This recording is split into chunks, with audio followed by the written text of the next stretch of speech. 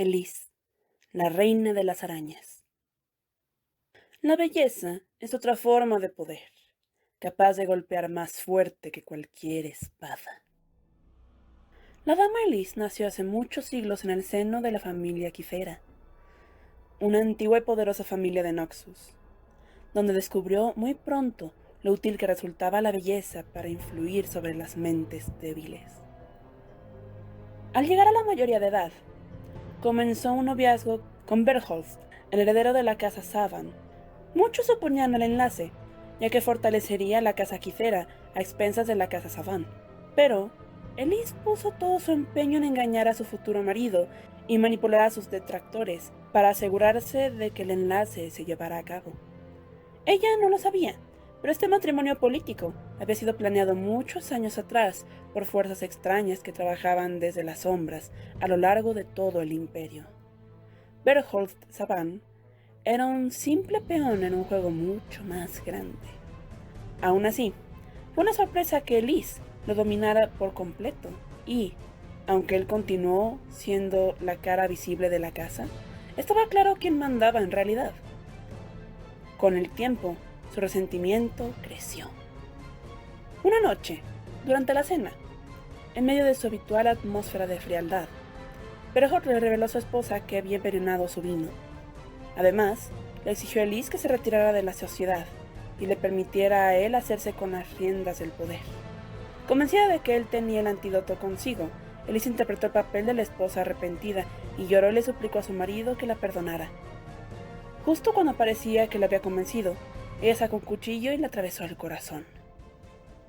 Incluso con el antídoto, Elise quedó postrada por semanas, y fue entonces que la mujer pálida se le acercó. La misteriosa dama de la rosa negra le habló de una sociedad secreta donde la magia y los conocimientos ocultos se compartían con aquellos que eran confiables y se ocultaban de aquellos que no lo eran. A decir verdad, a la mujer pálida no le importaba quién controlara cada una de las casas nobles, siempre y cuando le juraran lealtad a ella. Como Elise había matado al esclavizado Bertholdt, tendría que probar su valor, o encontrarían un reemplazo más apropiado para ella. Al ver una oportunidad para obtener más poder, Elise dedicó su vida al culto. Se reunía a menudo con los miembros más prominentes, tejía influencias y boicoteaba a sus rivales en una compleja red de intrincados planes. Con la riqueza de ambas casas, no había muchos que se le opusieran, y se volvió experta en persuadir a otros para que hicieran su voluntad. Con el tiempo, se enteró de la existencia de un objeto de gran significancia para la Rosa Negra, la calavera de un antiguo señor de la guerra, conocido como Sanusal, que se decía estaba oculta desde hacía mucho tiempo en las Islas de la Sombra. Deseosa de ganarse el favor de la mujer pálida, Elise encontró a un capitán desesperado y asfixiado por las deudas, dispuesto a llevarla a ella y a un grupo de devotos a la ciudad maldita de Elia. Llegaron a una costa de arena cenicienta, en donde espectros malévolos los atormentaron mientras buscaban en vano el cofre perdido. Pero Elise encontró algo que no había previsto.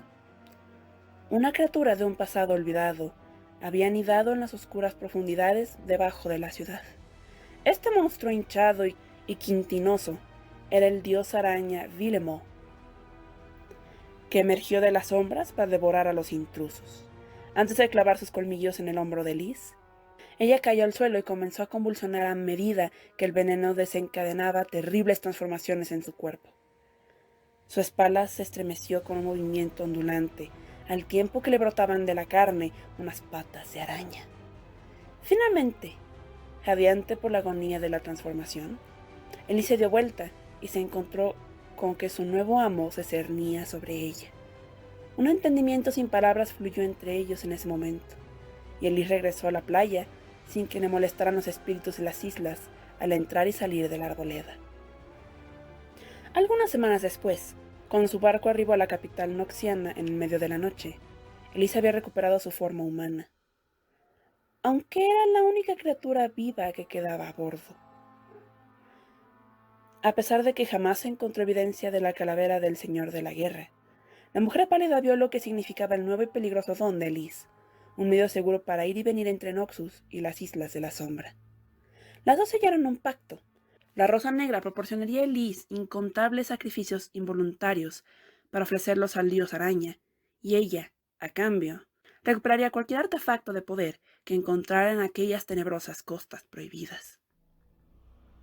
Elise volvió a instalarse en las desiertas instancias de la casa Saban, donde cobró fama de ser una criatura hermosa pero totalmente inalcanzable. Pocos sospechaban su auténtica naturaleza, aunque corrían curiosos rumores sobre ella, delirantes relatos sobre su inmortal belleza, o la aterradora criatura cuya madriguera, según se decía, se encontraba en lo alto de su deteriorado y polvoriento palacio. Aunque han pasado siglos, cada vez que Elise siente el llamado de su dios, regresa a la tierra de la niebla negra con uno o dos pretendientes desafortunados, o alguna que otra alma manipulable. Ninguno de sus acompañantes regresa nunca. Barrotes de seda. Aquellas semanas en el océano habían hecho que Marcus se sintiera débil y mareado, por lo que se alegró mucho de volver a pisar tierra firme. El camino a la orilla de basalto era más resbaladizo, lo que le hacía traicionero. Los árboles torcidos y encorvados en todas direcciones parecían cáscaras ennegrecidas y miserables. Lloraba en una savia amarillenta, por donde aparentemente algún animal asustado había clavado sus garras. Entre los árboles se vislumbraba una tenue luz, que danzaba como las velas de los cadáveres, cuyo brillo atraía las almas incautas del pantano y las condenaba para siempre. En las ramas había algo parecido a hojas delgadas y mortecinas, y Marcus tardó un momento en darse cuenta de que se trataba de telarañas. El helecho obstruía la maleza en ambos lados del camino, y en ocasiones se podía ver fugazmente la sombra de alguna criatura que se dirigía al bosque. Tal vez las ratas que habían infestado el barco los habían seguido incluso ahí. Marcus no las había visto. Como mucho intuido una veloz silueta de algo negro y peludo por un instante, u oído el sonido tan característico de unas garras al correr sobre madera. Siempre había pensado que, por el sonido, parecía que se tratara de criaturas con muchas más patas de las que se suponía que tenían. El aire de aquella isla era inmensamente húmedo, y tanto su elegante túnica confeccionada a medida como sus botas estaban empapadas. La bola aromática que se llevó a la nariz no bastaba para camuflar el hedor de la isla, y le recordó al vertedero de cadáveres que había al otro lado de los muros de Noxus, cuando el viento soplaba desde el océano. Al recordar su hogar, se sintió incómodo por un momento. Las aventuras de las catacumbas situadas bajo la ciudad le habían producido una placentera sensación de emoción ilícita, una recompensa por haber seguido el símbolo secreto de la flor de pétalos negros. En la oscuridad de los sepulcros, él y sus compañeros se reunieron, devotos, donde ella los aguardaba. Alzó la vista, esperando ver a la seductora mujer cuyas palabras habían traído a tantos hombres a aquel lugar. De un destello de seda carmesí y el bamboleo de unas caderas antes de que la figura se adentrara en la espesa niebla. Los sermones sobre un dios ancestral lo llenaron de emoción, y cuando él y 30 hombres fueron elegidos para el peregrinaje, estaba extasiado de felicidad. Cuando embarcaron a medianoche, y el timonero silencioso y encapuchado los miró, se sintió como en una épica aventura. Sin embargo, estar tan lejos de Noxus comenzaba a nublar su entusiasmo. Marcus se detuvo para mirar el camino por el que había venido. Sus compañeros peregrinos siguieron avanzando, empujando como ganado. ¿Qué les pasaba? Detrás de ellos iba el timonero, que se deslizaba por el camino casi como si sus pies apenas rozaran el suelo. Su ropaje ondulaba al son de su movimiento, y el miedo anidó en el corazón de Marcus al estar cerca de él. Cuando se giró, se encontró cara a cara con ella. «Elise», dijo prácticamente sin aliento. Su instinto lo apremiaba a apartarla y salir corriendo de aquel horrible lugar. Sobre la intoxicación de su oscura belleza, superaba el rechazo. Aquel sentimiento de repugnancia se desvaneció con tal rapidez que dudó si la había sentido.